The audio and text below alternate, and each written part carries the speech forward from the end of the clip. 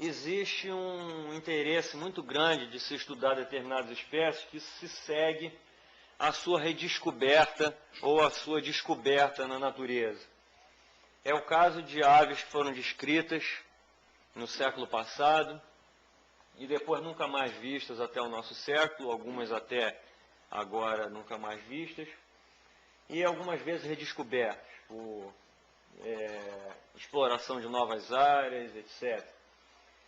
Então, um dos exemplos desse caso foi o da redescoberta de Hopornis ardesíaca, um formicarídeo que foi coletado pelo Emil Kempfer, que foi enviado ao Brasil em 1928, por essa época, pelo Museu Americano de Nova York, e fez grandes coleções de pássaros em vários lugares, principalmente no Nordeste, e no meio daqueles pássaros que ele coletou, ele encontrou apareceu esse Hopornis ardesíaca, que foi então em 1934 noticiado pela Namburg, trabalhando com as coleções do Emil Kempfer, noticiado que ele tinha sido redescoberto, né? Desde que tinha sido descrito pelo vídeo em 1831. Bom, no centro, com a garganta preta, é um macho de Hopornis ardesíaca, e acima dele a fêmea, desenhados do lado de um gravatar, de uma bromélia, que é um elemento típico das matas de cipó do sul da Bahia, onde vive esse pássaro, né? São matas de cipó com uma presença muito grande de bromélias gigantes terrestres. Bom, o que aconteceu? Na década de 70, o Willis esteve lá nesse mesmo lugar, em Boa Nova, na Bahia, fez várias observações e publicou mais tarde algumas notas sobre Hopornis ardesíaca, dando informações sobre os cantos, vocalizações e comportamento da espécie, etc. Outra publicação também por Teixeira, sobre a mesma espécie, na mesma área, em Boa Nova.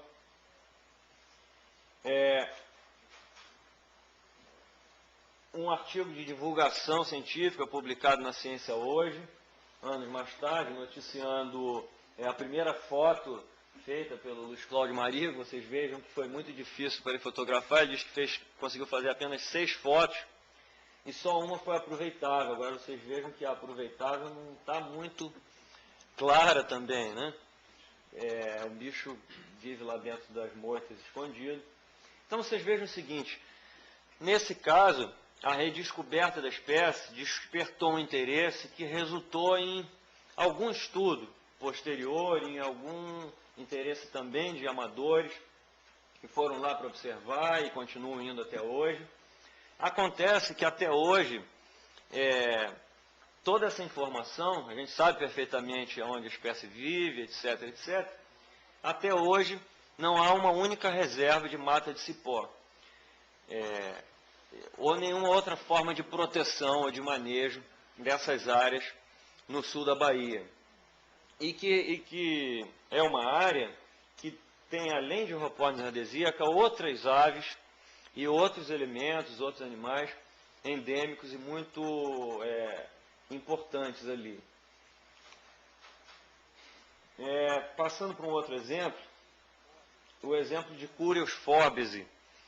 É uma espécie que foi conhecida classicamente sempre do Nordeste, do estado de Alagoas.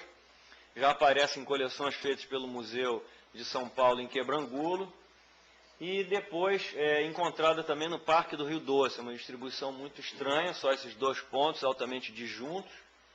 É um icterídeo.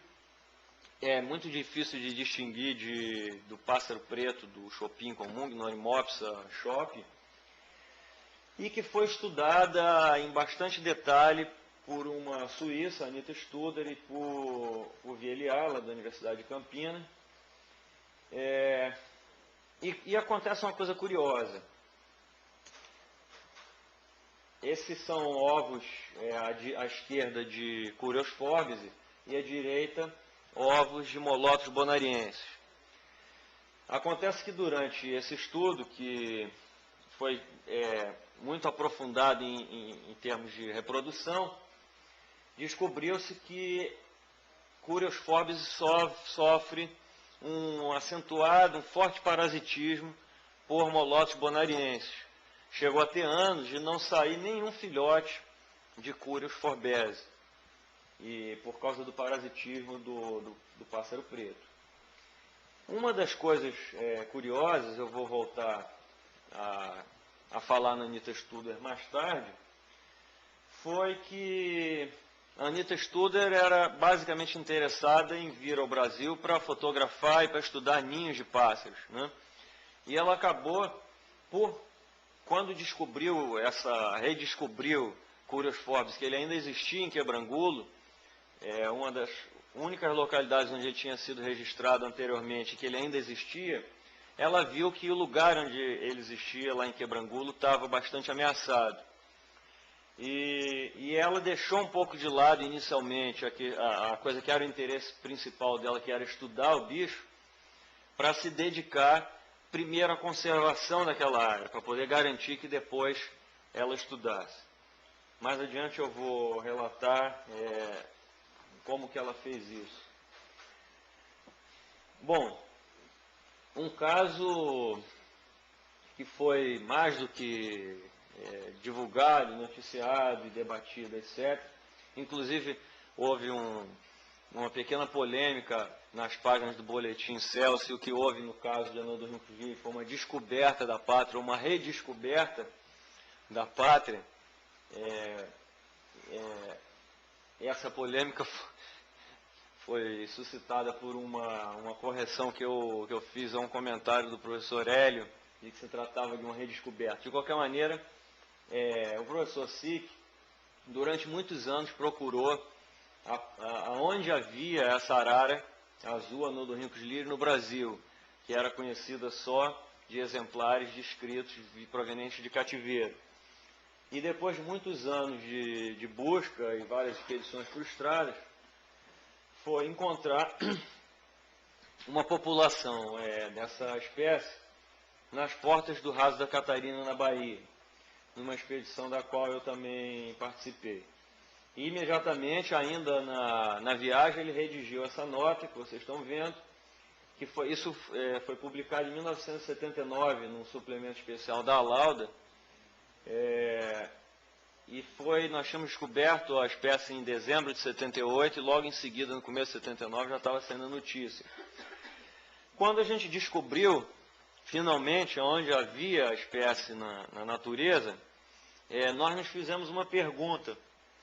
E agora, o que fazer? Vamos noticiar que existe arara aqui no Rasa Catarina? O Sick imediatamente respondeu: eu vou reagir como cientista. Eu vou publicar e dizer onde está a arara, os outros que cuidem dela, né? O problema que estava em discussão era se representaria um risco dizer aonde estava a arara, quer dizer, se seria indicar para comerciantes aonde poderiam encontrar arara. Mas o fato que a gente sabia muito bem é que os ornitólogos até então não sabiam onde se encontrava a espécie. Os comerciantes já sabiam há muito tempo, e tanto sabiam que ela há séculos já aparecia no comércio, né? E no cativeiro ao longo do mundo, por todo o mundo. Uma descoberta também que foi noticiada amplamente, em várias línguas, etc. Essa é uma foto histórica feita pelo Dante Teixeira, ainda naquele dezembro de 78,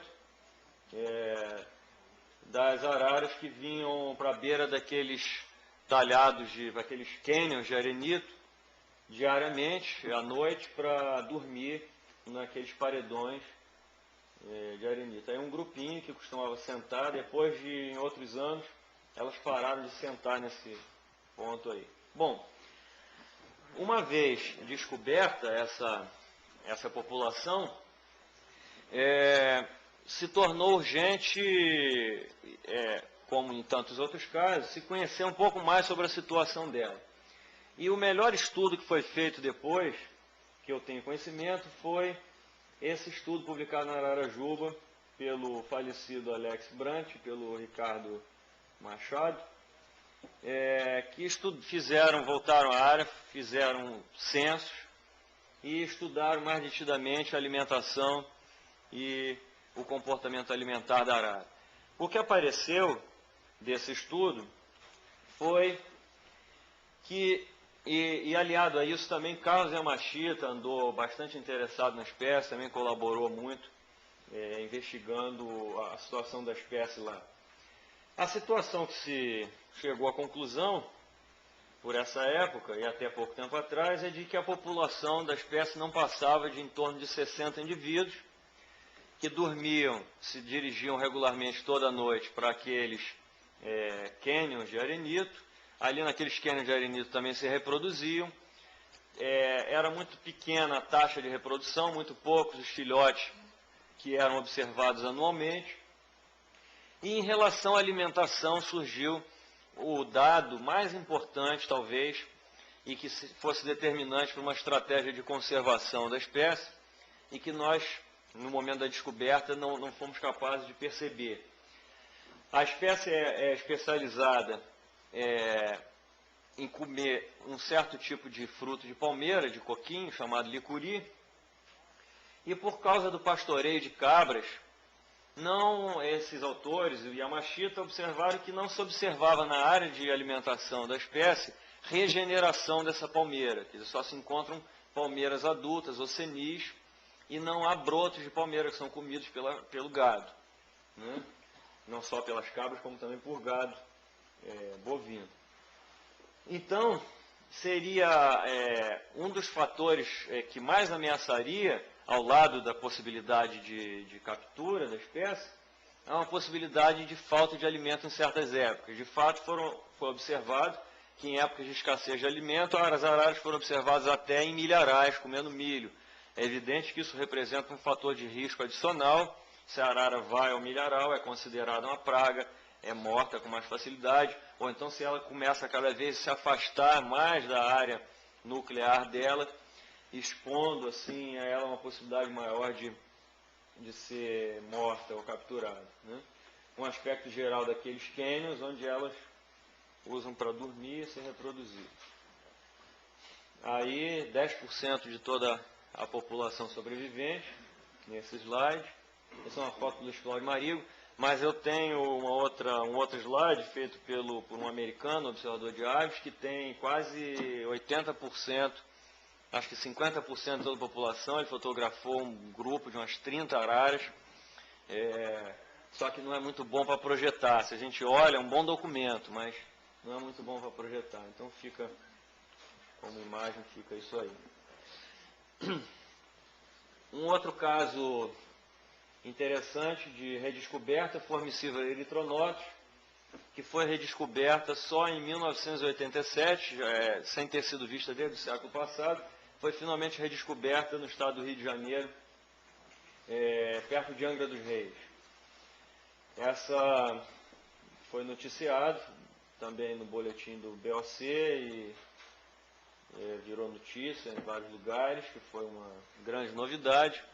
É uma daquelas espécies que todos achavam que já estava extinta, sem se ter notícia desde 1850 e tantos, e acreditava-se que ela existia em Nova Friburgo, né? E foi encontrada praticamente ao nível do mar, perto de Angra dos Reis. É curioso que a redescoberta de Formicivora erythronotus iniciou no Clube de Observadores de Aves do Rio de Janeiro. Um observador de aves, leigo, que tinha uma casa perto de Angra dos Reis, observou um passarinho que achou que só podia ser Formicivora erythronotus, levou uma reunião do COA, falou com outras pessoas, e o Fernando Pacheco acreditou mais do que qualquer outra pessoa que ouviu o relato dele, e dali a 2 dias pediu para ele levar ele lá e mostrar onde que era, onde que ele tinha feito a observação, e confirmou que de fato se tratava a espécie. Bom, isso foi em 87, até hoje o Gil está impaciente que ninguém voltou lá para estudar a espécie, e qualquer coisa no litoral, perto de Angra dos Reis, vocês podem imaginar, está altamente ameaçada, né? Então, está lá, entregue à própria sorte. A gente agora pelo menos sabe onde tem o passarinho para quem quiser estudar. Aliás, Angra dos Reis está mais ou menos no meio do caminho entre Rio e São Paulo. Não pensem os paulistas que é uma exclusividade dos fluminenses estudar eletronáutica. Fica aqui com uma sugestão também, uma ideia para quem quiser ir lá. Aliás, o pessoal já andou, o pessoal se animou, acho que o Willis e outros, andaram procurando Douglas, quando estava aqui no Museu de São Paulo, andaram procurando em Ubatuba, porque acharam, bom, tem lá em Angra dos Reis, talvez vai aparecer em Ubatuba. Mas o fato é que a gente sabe muito bem que a espécie só ocorre na Baía da Ribeira, não chega nem em Paraty, né? Possivelmente ela reaparece aqui em São Paulo, mas nem mesmo em Paraty ela aparece. Fica restando ainda para ser redescoberto o outro grande enigma, como era a Formicivora eletronáutica, que a gente fica se perguntando se já estava extinto, é a Calyptura cristata, esse passarinho que está aí embaixo, amarelinho. Calyptura cristata é um cotingídeo que também foi coletado, existem muitos exemplares nos museus no mundo, dando a impressão que ele era até relativamente comum em algum lugar no século passado. E agora ninguém é capaz de ter uma ideia onde existe. Em cima tem um outro cotingídeo, igualmente microscópico. Esses passarinhos medem 9, 10 centímetros de tamanho, né? Esse de cima é Eudopleura pipra, que era uma espécie que até pouco tempo, até relativamente uns 5 anos, ou na época em que se estava fazendo o livro vermelho, também se tinha pouquíssima informação. Tinha uma compilação de informação e de exemplares de museus feita pelo professor Camargo sobre a distribuição de Eudopleura pipra, mas não se tinha conhecimento mais nenhum. E começou-se a reencontrar Eudopleura pipra no estado do Rio de Janeiro, e o Willis fez observações muito interessantes sobre nidificação de Eudopleura pipra aqui em Ubatuba, no estado de São Paulo. Descobriu o Eudopleura pipra nidificando no inverno, em Ubatuba, e se publicou isso em 1988, com uma série de detalhes e observações muito interessantes sobre o ninho e a reprodução desse bichinho. Bom, foi um novo alento para a gente começar a redescobrir Eudopleura pipra. Nesse meio tempo, também se estendeu muito a área de distribuição, se descobriu que Eudopleura pipra não era uma espécie restrita ao sudeste, como se acreditava. Começou-se a encontrar Eudopleura pipra também no nordeste, né? E a gente teve um novo alento pensando, bom, então Eudopleura pipra, que é uma porcariazinha desse tamaninho, fica lá no alto, na copa da árvore, bastou descobrir qual é o jeito de descobrir, de encontrar ela, e a gente encontra, né? Conhece-se a voz, etc., encontra-se com uma certa regularidade. Então, talvez Calyptura cristata, tá, da mesma maneira em algum lugar aí, talvez no Morro do Corcovado, lá em Ubatuba, porque, inclusive, Corcovado é uma das localidades citadas na literatura do século passado para Calyptura cristata, né? E é associado ao nome do Delalande, que morou no Rio de Janeiro, etc. Então, classicamente, é atribuído Corcovado na cidade do Rio de Janeiro, né? Mas fiquem de olho em todos os corcovados que existem por aí, porque a gente não sabe, e vejam se já passou alguém no século passado por lá, que pudesse ter coletado Calyptura. Não sei por que eu repeti esse slide, mas não estou voltando atrás, não. É para falar isso que eu já tinha dito, tá? Bom, estou aqui de olho no relógio. Tem um problema interessante a partir daí, de qual é a relação que pode ter da taxonomia com a conservação da natureza.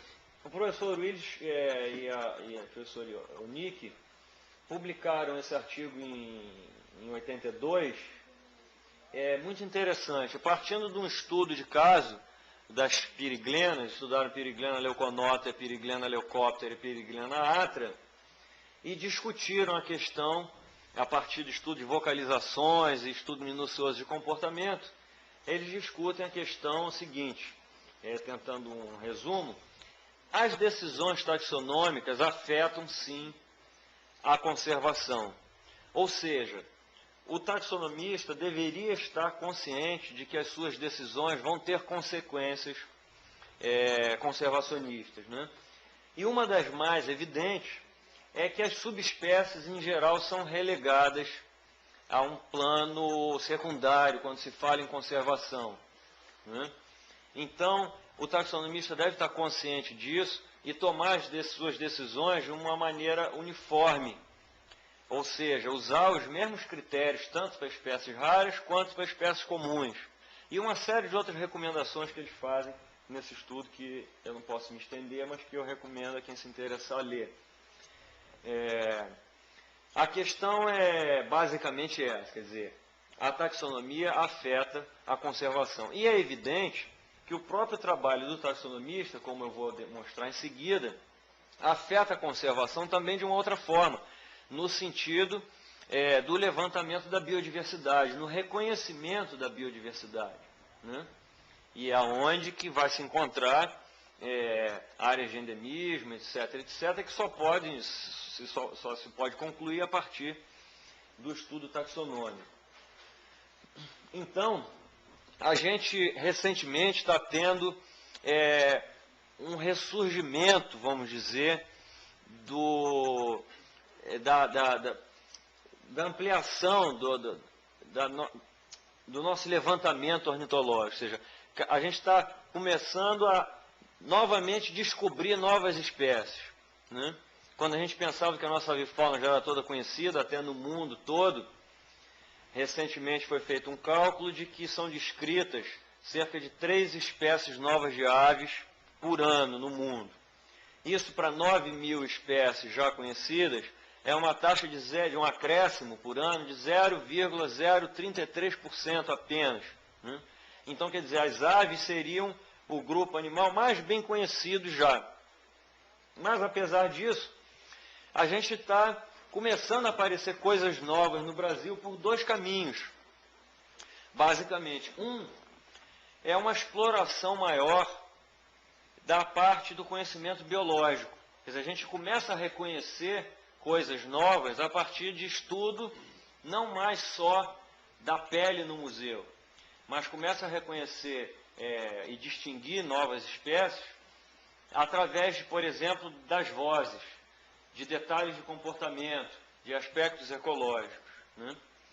A outra forma como que estão surgindo novidades nesse sentido é a exploração de novas áreas ainda não exploradas ou de áreas relituais que estavam ainda restando e que só agora estão sendo visitadas, né? Bom, então, um primeiro exemplo é esse de Dromophila rubricole, separado de Dromophila ferruginea, pelo Willis, baseado em vocalizações e uma série de outros detalhes de comportamento. O próprio Willis notou que não existiam só 2 espécies de chamesa no sudeste do Brasil, no leste do Brasil, que eram chamesa campaniçona e chamesa ruficalda, mas que o que se considerava como chamesa campaniçona, na verdade, eram 2 espécies, chamesa campaniçona e chamesa meruloide. Então, na verdade, existiam 3 espécies no leste do Brasil. Vieillard descreveu uma nova espécie de caburé da Amazônia, Glaucidium hardi, baseado na comparação das vozes. Essa espécie descrita da Amazônia estava sendo confundida com Glaucidium minutíssimo, que tem a voz figurada em cima, 2 notas, enquanto que esse outro caburézinho da Amazônia, que em termos de plumagem era muito semelhante, mas uma voz muito diferente, com uma voz mais trinada, como está mostrado embaixo. Então, todos esses estudos baseados, de Camesa, de Dromophila, muito em cima de estudos biológicos de voz. A exploração de áreas novas tem levado, a partir da década de 70, a descoberta e descrição de muitos táxons novos no nível de espécie, né? Então, novas espécies do Nordeste, mesmo no Sudeste, no Rio de Janeiro, a gente está encontrando novidades ainda. Então, assim foi descrito Filoscarte Sicília, de Alagoas, Myrmotérula fluminensis, Terenura sic. Philidor novaes, também de Alagoas, Myrmoterola unicolor snowy, agora a gente considerando como, não como uma subespécie, mas como uma espécie extinta, tudo isso de Alagoas, de uma área que nós fomos explorar em 1979, em Murici, que era uma área prevista para se fazer uma estação ecológica. Nós fomos lá para ver o que tinha, encontramos uma série de novidades, e isso reforçou a importância que se mostraram, então, endêmicas praticamente daquela mata.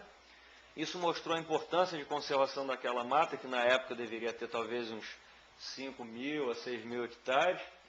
Mas os anos se escoaram, nada se fez e atualmente essas matas estavam restritas a 1.000 e poucos hectares, quando finalmente está se tomando alguma medida de proteção lá, por intermédio de algumas ONGs. Também no Brasil Central, a descrição de Astenia louise, bem recentemente, em Fornarídeo.